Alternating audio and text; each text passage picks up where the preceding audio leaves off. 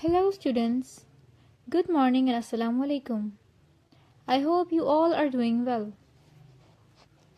As you know that our revision week has started, so the topic we are going to revise this week is chapter number 13 of history, the decline and reawakening of Muslims.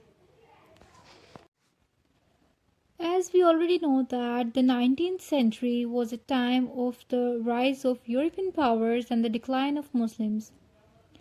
The Muslims started to decline throughout the Asia and Europe. The Muslims that were of the Ottoman Empire of the Turks in Eastern Europe, they started to face the decline. And on the other side, the Persia and Egypt, they too gradually came under the Western domination.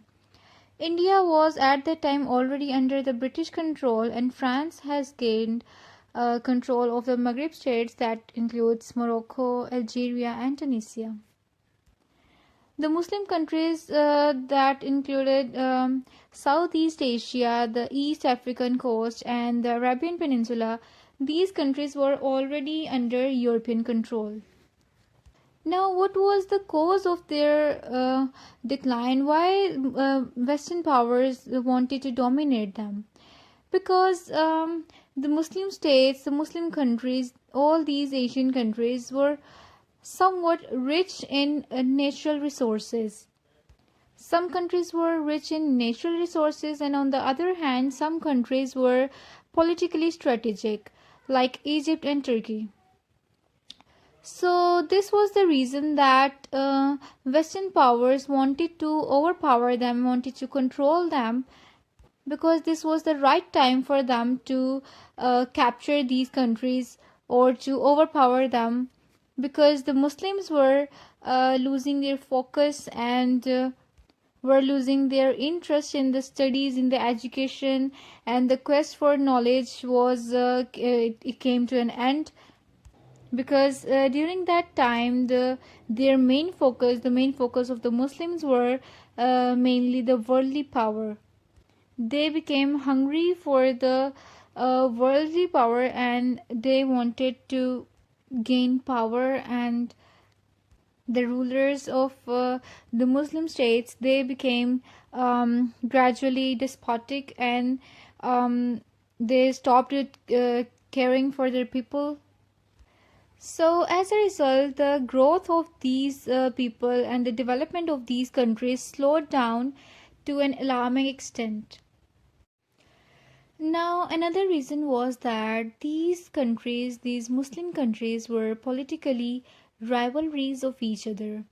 They started to fight with each other in the power, in the hunger of power, and in the hunger of wealth. Everyone wanted to get the crown, everyone wanted to get the chair. So, this was the issues between the Muslim states, that they started to fight between themselves instead of their enemies. They themselves become the enemies of each other. And on the other hand, European people during that time, during the 19th century, they were developing themselves, they were creating and inventing new things, they were bringing new advancements in the technology. It was also the time of industrial revolution and the rise of European powers. By the end of 19th century, the Muslim world was completely dominated by European powers, and gradually they were becoming colonized by the colonizers, which were the Western powers and the European powers.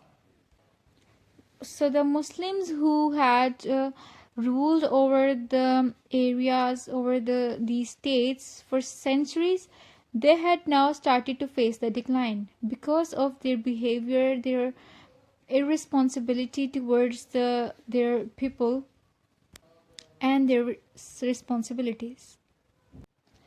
The reawakening of Islam. Now, it was the time when the Mughals were the rulers of India. Although they were in power, they were having the power, but still they were a minority. The Mughals were a minority, and they were outnumbered by Hindus by 5 or 6 to 1. So many Muslims were the many Mughal emperors were dedicated Muslims, but still there are some people and there were some things that started to creep in. Now it was the time when the empire was under the rule of great Mughal emperor Aurangzeb. Under his rule, there was wars of continuous 50 years, and after those 50 years, the continuous war, because of that, the empire was brought to the edge of bankruptcy. After the death of Aurangzeb, there were so many emperors who came for the ruling, but they just took their own pleasure and they just didn't care for their people. Now, in the subcontinent during that time, the Muslims started to weaken as a community because of the ineffective leadership and frequent fighting. The Muslims started to fight among themselves and also against the Sikhs and the Marathas. So this gave a chance to the French and British powers to take over almost all of the country. It is because when we start as a community, when we start to fight with each other people get chance to come in between us, and they can rule us. That is why we say that unity is strength. Now, even after all these things, there were still some leaders and some active and aware people who wanted to awaken the Muslims. They knew that something was wrong with them and they had to awaken them. One of those leaders was Shah Waliullah. Shah Waliullah was born into a strict religious family, and his father was a teacher at a madrasa in Delhi. Waliullah was educated here and then he went to study in Makkah. When he returned after 14 years from Makkah, the Muslim situation was even worse and they were deeply divided.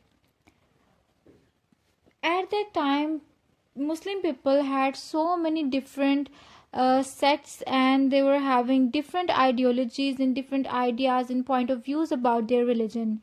This was because there were so many different scholars of each sect, and different scholars, they just divided the people and into sectarianism. And because Quran was only in Arabic during that time, so people did not understand the teachings of Islam and the teachings of Quran themselves. So they had to go to their scholars and preachers, and they had to believe and follow whatever they tell them. So during that time, Shah Waliullah realized that this was something needed to change. So he translated the Holy Quran into the Persian language, which was then understood by most of the educated people at that time. And later on, his son translated the Holy Quran into Urdu that could be read by more people of that time. Waliullah believed that if people would read Allah's words and the Holy Quran by themselves instead of going to the preachers and the scholars, they would understand better and they would unite it in one faith, because everyone would be having the same idea then. There were some other things as well that Waliullah realized that needed to be changed. These things were the differences between the poor and the rich people, and the dishonesty of many traders, and the people during that time, they were discouraged from obeying the laws of Islam. So he urged that the peasants and the workmen, the farmers of that time, they should be given the decent income as per their work. The merchants and the traders and the shopkeepers during that time, they would charge high prices for their things, for their goods, and people could not buy that. So he suggested that these things should be getting better, and there should be equal and fair prices of all the things, so that they become a strong society, and as a strong community they can stand up again.